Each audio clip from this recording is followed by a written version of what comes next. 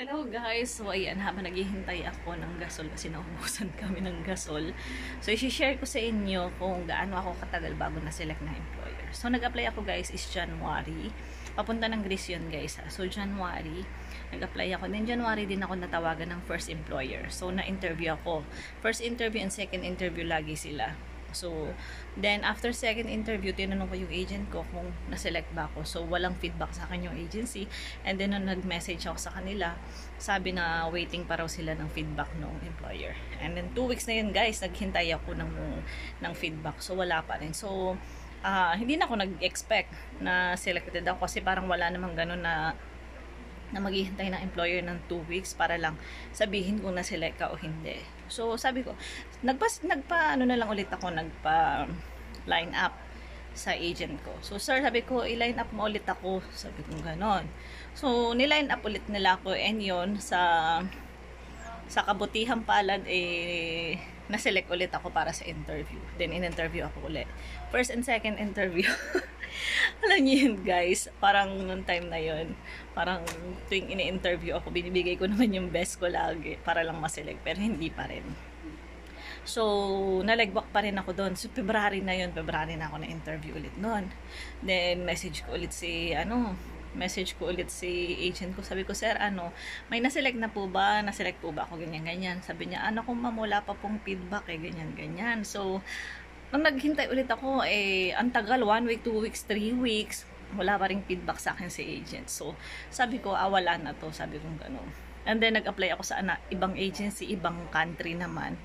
And, na-interview na rin ako. And then, naisip ko naman na, hindi, kailangan i-push ko to. Sabi ko, gano'n.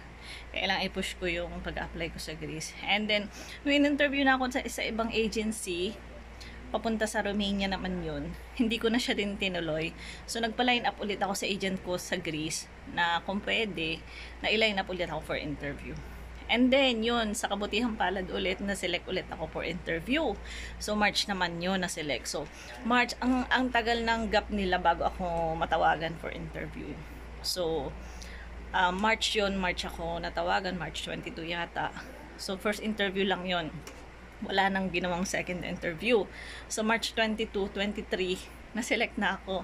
So, di ba alam mo yun, sinabi agad nila na selected na ako. Hindi katulad pag hindi ka nasiselect, hindi nila sinasabi agad kasi ayaw din nila na ma-hurt yung applicant. So, yun.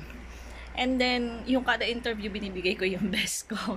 Kasi, syempre, alam mo yun, pag sinabing, kasi dream ko rin yung Europe And, nakita ko na maganda yung, yung opportunity sa Greece. So, kaya gusto ko, tuwing ini-interview ako, binibigay ko yung best ko. Pero yun nga, pag talaga hindi para sa'yo, hindi talaga para sa'yo, hindi ibibigay sa'yo yun, God. So, yun guys. So, yun yung haba ng, ko, bago ako na-select. So, from January to March, saka ako na-select ng employer. Kaya doon sa mga na-interview sa agency, na-interview kayo, yun guys, pagka naliligwa kayo, huwag kayong mawala ng pag-asa. Dasal lang. And then, magpa-line up ka na magpa-line up hanggang sa sila yung magsawa sa'yo. Yun nga lang, pag talagang urgent na kailangan mo na ng trabaho. So, hindi ko alam. I-try mo muna dun sa Greece.